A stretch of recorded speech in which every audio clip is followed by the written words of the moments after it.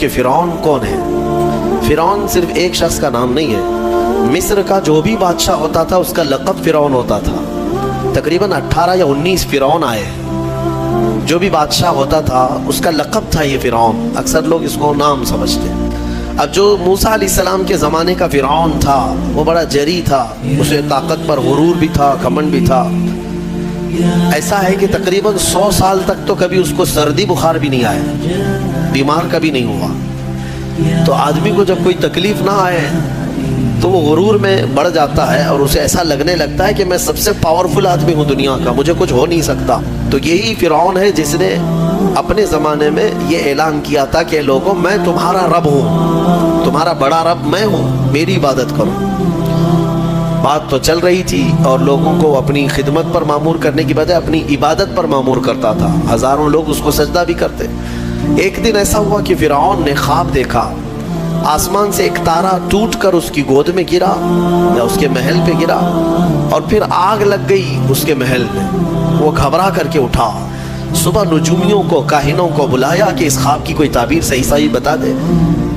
بہتوں نے الگ الگ تعبیریں بتائی، پھر جو بڑے ماہر نجومی تھے انہوں نے کہا کہ اس خواب کی تعبیر یہ ہے کہ بنی اسرائیل خاندان میں ایک بچہ پیدا ہوگا جو تیری سلطنت کو ہلاک کر دے گا، تیری سلطنت کے ہلاک کرنے کا باعث بنے گا۔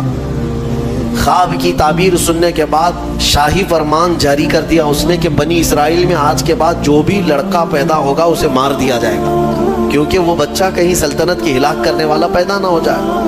تو یہ اعلان کے بعد بنی اسرائیل خاندان میں جو بھی لڑکا پیدا ہوتا اسے مار دیا جاتا، بیٹوں کو ذبح کر دیتا تھا اور لڑکیوں کو زندہ چھوڑ دیتا تھا۔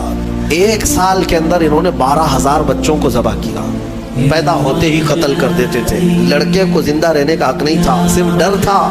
یہ وہ زمانہ ہے جب موسیٰ علیہ السلام کی ابھی ولادت نہیں ہوئی، ولادت سے پہلے اتنے بچے مارے گئے۔ پھر اس کے درباریوں نے اس سے ریکویسٹ کیا کہ اگر ایسے سب مار دیے جائیں تو آپ کی خدمت کے لیے بچے کہاں سے ملیں گے، جوان کون ہوگا؟ تو 1 سال چھوڑا جاتا، 1 سال مارا جاتا۔ اتفاق ایسا کہ جس سال مارا جانے والا تھا اسی سال موسیٰ علیہ السلام کی پیدائش، ان کی ماں حاملہ تھی اور پیدا ہونے کا وقت جب قریب آیا تو اللہ تبارک و تعالیٰ جسے جہاں چاہے بچائے، ہاں جس انداز میں چاہے وہ اللہ تعالیٰ حفاظت فرماتا ہے۔ تو موسیٰ علیہ السلام کی ماں کے دل میں اللہ نے بات القاء کی کہ تہ خانے میں چلی جائیں۔ وہ تہ خانے میں گئی، بچے کی ولادت ہوئی، لڑکا پیدا ہوا۔ اب وہ گھبرا گئی کہ یہ سال مارے جانے والا ہے، اور وہ بنی اسرائیل خاندان سے تھی کہ میرا بچہ مارا جائے گا، قتل کر دیا جائے گا۔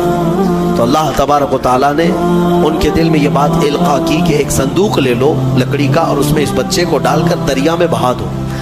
بھلا کوئی ماں کیسے بہائے گی؟ لیکن اللہ تعالیٰ فرماتا ہے وَرَبَطْنَا عَلَىٰ قَلْبِهَا، ہم نے ان کے دل کو مضبوط کر دیا تھا۔ جب اللہ تعالیٰ کسی کے دل کو مضبوط کرتا ہے تو بڑے بڑے کام کر جاتا ہے۔ ان کی ماں صندوق میں رکھ کر کے بچے کو ایک دریا کے کنارے ڈال دیتی ہیں، بہا دیتی ہیں، اور اپنی بڑی بیٹی کو کہتی ہیں کہ دیکھتے رہنا یہ صندوق کہاں جاتا ہے۔ موسیٰ علیہ السلام کی جو بڑی بہن تھی وہ دیکھتی ہوئی جا رہی تھی اس صندوق کے پیچھے۔ صندوق بہتے بہتے بہتے ایک باغیچے کے کنارے لگا، وہ باغیچہ فرعون کا ہی تھا، اور فرعون کی بیوی وہاں پر ٹہلنے کے لیے شام کے وقت آیا کرتی تھی۔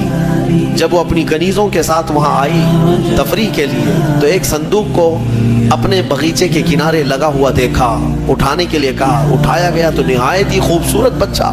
اللہ تعالیٰ نبیوں کو خوبصورتی دیا ہی ہوتا ہے۔ فرعون کے گھر میں کوئی بچہ نہیں تھا، اولاد نہیں تھی، تو فرعون کی بیوی نے اٹھا لیا اور کہا کہ لاؤ یہ بڑا خوبصورت بچہ ہے، حسین بچہ ہے، اور اپنے محل لے آئی۔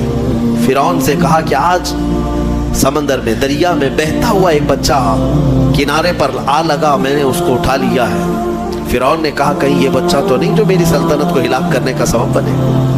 بیوی نے کہا ایسا کیسے ہو سکتا ہے، وہ تو بنی اسرائیل خاندان میں پیدا ہوگا، یہ تو کسی دریا سے بہتا ہوا آیا ہے، پتہ نہیں کون سے ملک سے آیا، کہاں سے آیا۔